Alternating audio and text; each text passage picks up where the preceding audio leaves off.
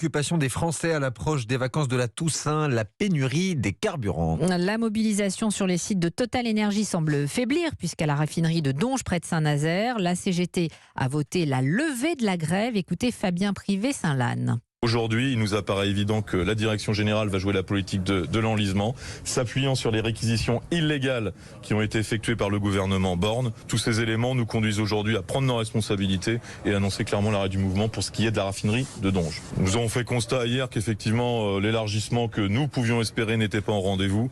Pour autant, nous continuerons à essayer de mobiliser fortement, car seule la mobilisation des salariés peut permettre d'imposer les revendications sur les thématiques du pouvoir d'achat, sur la thématique des retraites notamment. Le secrétaire CGT de Donges. Et désormais se pose la question de la fin de la grève chez Total. Oui, mouvement lancé il y a près d'un mois. Il reste des blocages, Barthélémy Philippe, mais la situation s'améliore nettement.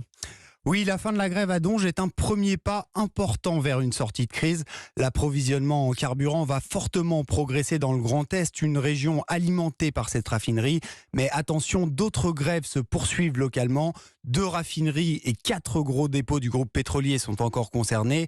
Au niveau national, la CGT Total Énergie dit avoir proposé à la direction un protocole de sortie de conflit. Selon le syndicat, cet accord a été refusé, mais la direction de Total ne confirme pas l'information pour le moment. En attendant, la situation s'améliore. En début d'après-midi, les difficultés d'approvisionnement ne concernaient plus que 20% des stations-service contre 25% hier et 30% le week-end dernier.